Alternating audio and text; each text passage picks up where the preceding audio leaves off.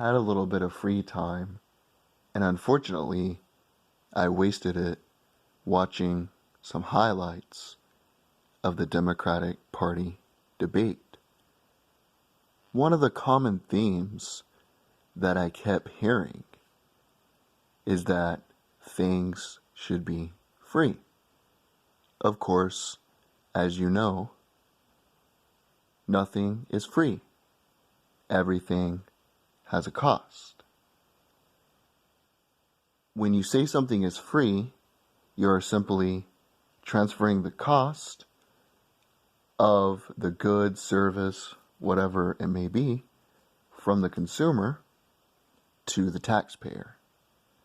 Think in terms of the same thought process when you're taking into account costs. I came up with a pretty interesting observation when I was having a conversation with a friend of mine who is currently in college. Making college free would not make it cheaper. It would just transfer the cost from one individual to another. If you want to make something cheaper, you have to cut costs. If your water bill is too high, the first step you must take is to use less water. Cutting out unnecessary costs is the first step. You can use that same thought process with anything. You can use it with college, use it with prescription drugs, use it with healthcare. It still will be the same principle. Making college free is not the same thing as making college affordable. You never hear the Democrats talking about how to make things affordable, how to make things cheaper. Basically, they are increasing the demand without increasing the supply. There'll be more people going to college if it's free, but that doesn't mean you're going to have more spots available. Therefore, it'll increase the demand. It'll make it tougher to get into college. The truth of the matter is, some people don't belong in college. It is what it is, but it's the truth. I myself personally do not belong in a four-year university. But there'll be some people who go to the university that drop out, which will mean less slots available for other individuals who would actually finish.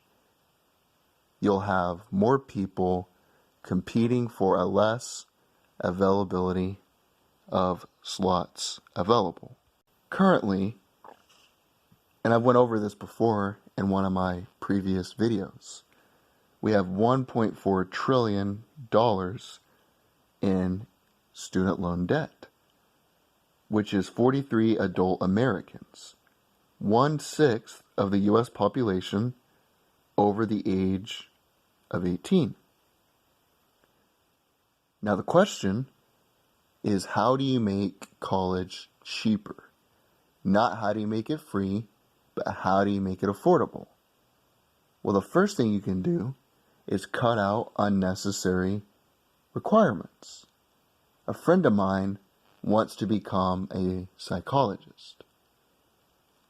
She was taking her finals a few weeks ago. I asked her, what finals are you taking? Two of the classes that she was required to take were geography and chemistry. We were striking up a conversation over text. I asked her, in your field, in your daily endeavors, when would you use geography? When would you use chemistry? She was puzzled, and she told me she would never use it in her personal endeavors. You begin by cutting out waste. That's what every corporation does, every private business, because everything has a cost. Government just gets larger. Look at our administrative agencies, because the taxpayers pay for it. The larger it becomes, the harder it is to control, and the more corrupt their bureaucracy becomes. One of my friends took some college courses. Some of the courses that he took were just pointless. One of the courses that he was taking was called musical appreciation. In your regular life, when would you need to use musical appreciation? Also, another class was called Pathways. He had to make a bullshit portfolio, talk about his hopes and dreams.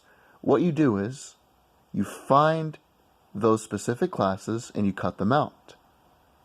If the teacher is teaching pointless classes, you got to see what slots are available. But if they are non-essential, you cut them out. That's the way it works with any business. If you're a non-essential employee, or if the business falls on tough times, and you need to let somebody go, you go with the less essential person. That's how, essentially, colleges should work. You begin by cutting out unnecessary classes, unnecessary courses. And then something else you could do is you could shorten the time you need for the degree. Think about it. If you are going to be a teacher that teaches history for high school, why would you need to learn about Shakespeare? Why would you need to learn about Romeo and Juliet if that is not your particular field of study? You could shorten the time where they only take classes which are pertinent in terms of their major. Something else you could do is to lower your acceptance rate. And what I mean by that is, if somebody cannot write a basic paper, if they cannot add basic numbers, then they should not be accepted into college at all. We should give them more options like tech school, apprenticeships, other things of that nature. And this is coming from a dude who cannot do basic math. I'm being straight. I don't think they should let me be accepted into their college. Now let's get into the bigger picture here. What's crazy is these college individuals have this superiority complex over us. In some cases, I'm not saying all, but I know some people who are highly educated, but not necessarily highly intelligent. Those two things don't always correlate together. But a lot of college professors have this superiority complex. My basic question would be, if you heard that investing in this particular business venture was going to make 43 million adult Americans in debt, and the amount of that debt was 1.5 trillion, would you think that that would be a steady investment?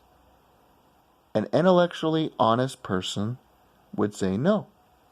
Therefore, it's not a smart thing to invest in. But here's the reason that I have no respect, no regard, and I will not tolerate people on the far left. When you're in my wallet, you're in my business. Not only are they going to call me a racist, sexist, homophobic bigot, but these sons of bitches expect for the taxpayer to bail their ass out when they made a bad investment. Here's my issue. If you're going to go to college to be trained to be a doctor, you expect for me to pay for it, then you expect to graduate, then you expect to charge me to visit you. You essentially just stole my fucking money, right? If you want free college, then you should at least be forced to give back in some particular way. Maybe work for 4 free years. But they won't do that, you see. They want to be compensated for their education that is paid for by you, the working man. If a woman got a gender studies degree, a bullshit degree, a liberal arts degree, they can't find a job in that field because there is no demand for their skills. They don't have a real tangible skill, making a bridge, laying concrete, fixing an automobile, none of that shit. It's all about oppression. But the same individuals, here's the ironic part about that. The same individuals who they accuse of oppression are the same individuals they think owe them the bailout money because they made a bad investment. That's the comical part about it. And something else, speaking of cutting costs, is get rid of bullshit degrees. If there is not a solid job market, if there is not a real tangible skill to be learned, then it should not be taught in college. There's also a lot of departments which are unnecessary. Diversity departments and so on and so forth. It's kind of like the government. If you would cut out the bureaucracy, cut out some of the pork, then it would make it a lot cheaper. You can use this again with anything. Making anything free doesn't make it cheaper. It transfers the cost from the consumer to the taxpayer. Think about it in this way, and I will exit stage left. We're using this analogy of water. So imagine if instead of paying for your own water directly, you had the taxpayer pay for your water. What would be the incentive for you to cut costs? Because you're not paying for it yourself. You're getting your water for free. You would probably take more showers, probably leave the water on longer, leave the water on when you brush your teeth. You would use a lot more water. Because what would the incentive be for you to use less water when you're not paying for it anyway? That would increase the cost to the taxpayer, but not to you. You can use that with anything. Healthcare, what would be your incentive not to visit the doctor 50 times a year? The thing that stops us when we have a little cold or a little ache, we're not sick, we just kind of feel like shit a little bit, is the cost. We don't go visit the doctor for a slight headache because we know it is going to cost us something. But then what will happen is, like it did in Canada, waiting times will be longer and time spent with each patient will be shorter. It's comical how the Soviet Union would brag that their people saw more doctors, but the time that they spent seeing those doctors was less than it was in the United States and in other free market healthcare systems. Just a little food for thought.